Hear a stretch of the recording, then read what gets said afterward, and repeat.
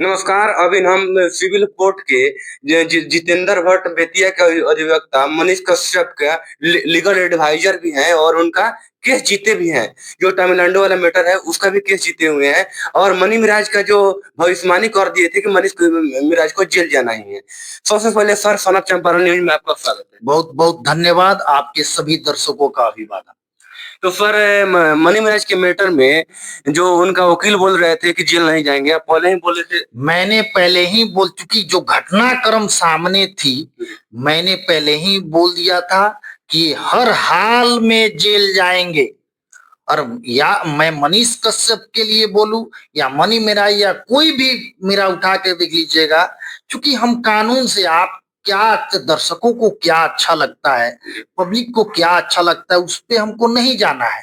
कानून में, कानून से हम कानून के से जुड़े व्यक्ति हैं, तो हम कानून से ही बोलेंगे, जो सही होगा वही बोलेंगे।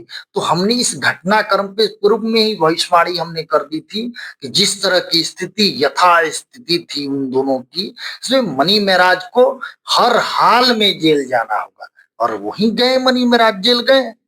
लॉ जिहाद का जो मैटर लोग सामने आ रहा है कि मनी मिराज धोखा किए, लॉ जिहाद किए, उस पर क्या कहेंगे? नहीं, लॉ जिहाद जैसे इसको हिंदू मुस्लिम रंग देने की जरूरत नहीं है। अगर उसके जगह पे कोई हिंदू लड़का रहता तो क्या वो जेल नहीं जाता? बिल्कुल जाता है। अगर हिंदू गलती करे या मुस्लिम, इसमें ये बीएनएस सबके लिए बराबर है। ऐसा नहीं है कि हिंदू गलती करेगा वो बच जाएगा और मुस्लिम गलती करेगा वो चला जाएगा। पक्षपात, कानून में कोई पक्षपात की गुंजाइश नहीं है। तो ये विषय पक्षपात वाली जो बातें हो रही है, ये बिल्कुल निराधार है। इस तरह की बातें बिल्कुल, कोई भी अपराधी अपराधी होता है। वो जघन्य अपराध किए हैं उस लड़की, इस कानून के दृष्टि में ये जघन्य अपराध है और आपको हर हाल में जेल जाना होगा। वो जेल गए।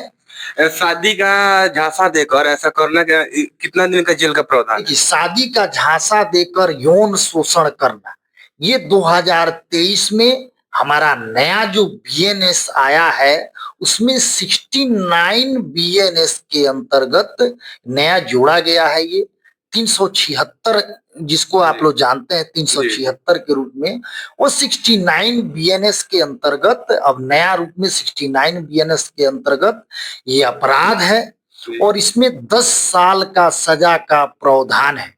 ये असमनीय है। ये डायरेक्ट इसमें गिरफ्तारी है, अजमानतीय है। सेशन न्यायालय में इसकी सुनवाई होगी। ये एक बड़ा अपराध है और इसमें डायरेक्ट जो गिरफ्तारी है, तो गिरफ्तार हुए हैं। इसमें लगभग कितने दिन का सजा का प्रावधान? इसमें 10 साल का, कम से कम 10 साल की सजा का प्रावधान है। जुर्माना है, जुर्माना के भी अगर दायी बनते हैं तो जुर्माना भी उनको देना होगा। और 10 साल अगर इनके खिलाफ एविडेंस जाते हैं, अगर एविडेंस इनके खिलाफ, और सारे सेक्शन लगे हुए हैं इसमें, 69 के अलावा और भी सेक्शन में अगर ये अपराधी साबित होते हैं तो फिर 10 साल से ऊपर की सजा इनको होगी ट्रायल में। फिलहाल अभी बेल का प्रोसेस होगा इनका। ये बेल पे फिलहाल इतना जल्दी नहीं आएंगे, लेकिन बेल हमारा राइट है, इसलिए इनको बेल मिलेगा। उसके बाद पुलिस जब चार्जशीट दाखिल करेगी कोर्ट में, न्यायालय में जब चार्जशीट दाखिल, तब इसका ट्रायल शुरू होगा। और ट्रायल में अगर एविडेंस इनके खिलाफ जाता है तब इनको 10 साल तक, कम से कम 10 साल और इससे ज्यादा की भी सजा हो सकती है। जी, तो आप ये बताइए कि मनी मिराज के जो वकील हैं बोल रहे हैं 1 महीने के अंदर ही हम उनको लेकर आ जाएंगे, उनके परिजन को टेंशन करने का कोई बात नहीं। अच्छी बात है, अधिवक्ता महोदय बोल सकते हैं, बोलने का राइट है उनका। 1 महीने में कोई प्रावधान है कि 1 महीने में लेकर आ सकते हैं? इतना जल्दी नहीं आ पाएंगे। इतना जल्दी मुझे नहीं लगता है कि इतना जल्दी आप तो पहले ही भविष्यवाणी कर दिए। बिल्कुल, मुझे नहीं लगता है 1 महीना में अगर आ जाएंगे।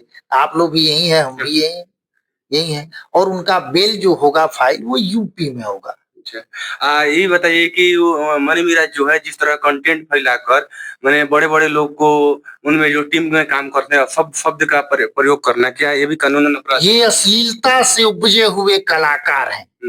अपराध तो है, अश्लील सामग्री बेचना, अश्लीलता फैलाना अपराध है, लेकिन ये बिलेबुल सेक्शन के अंतर्गत आता है। इसीलिए ये लोग बच जाते हैं, जी। इसका फायदा उठा लेते हैं। लेकिन ये जघन्य अपराध है, अश्लीलता फैलाना भी अपराध है। इनकी शुरुआत जो है, इनकी जन्म जो सोशल मीडिया पे इनकी जन्म ही अश्लीलता से हुई है। ये गाली गलौज, अभद्र भाषा का प्रयोग करना, ये कहीं भी सभ्य समाज में इनको कभी भी जगह नहीं मिल सकता है। इनकी अमर्यादित भाषा का, शैली का जो ये उपयोग करते हैं, प्रयोग करते हैं, वो सभ्य समाज इसको कभी नहीं स्वीकारेगा।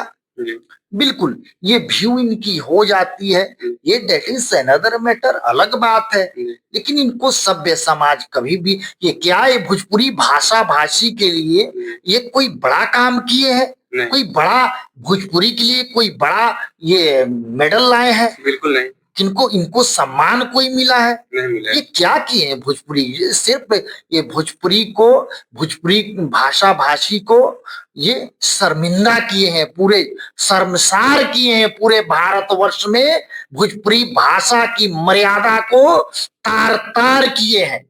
ऐसे व्यक्तियों को बैन होना चाहिए, इनकी वीडियो पे बिल्कुल बैन। इससे हमारा समाज दूषित हो रहा है इनकी वीडियो से। जी। क्या आपको लगता है कि जो वन ऑफ द ग्रेट है, जो आरोप लगा रहे हैं, वो छोटे फैमिली से हैं, मनी मिजाज पैसा के बदौलत जो जल्दी बेल ले सकते हैं? इनके लालू यादव जी से ज्यादा पैसा है इनके पास, राम रहीम जी से ज्यादा पैसा है, आसाराम बापू से ज्यादा पैसा है, संजय दत्त से ज्यादा पैसा है। इनसे ज्यादा तो पैसा इनके पास नहीं है। नहीं। और वो जेल गए कि नहीं? लालू यादव जी जेल गए कि नहीं? संजय दत्त जेल गए कि नहीं? आसाराम बापू जो है, राम रहीम, इसी तरह के केसेस में जेल में है कि नहीं? तो कहीं से भी कानून का हाथ बहुत लंबा होता है और कानून के गिरफ्त से, उसकी नजरिया से कभी भी नहीं बच सकते ऐसे लोग। अगर आप अपराध करते हैं, अगर आप गलती करते हैं, दोषी सिद्ध होते हैं, तो आपको जेल जाना होगा। कानून से आप किसी हाल में, किसी सूरत में आप नहीं बच पाइएगा। जी।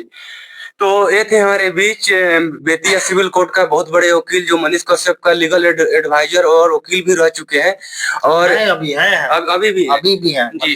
तो इनसे हम बात करने का प्रयास किए, और इनके बारे में आप लोग क्या सोचते हैं कमेंट बॉक्स में जरूर बताइएगा। तब तक के लिए जय हिंद।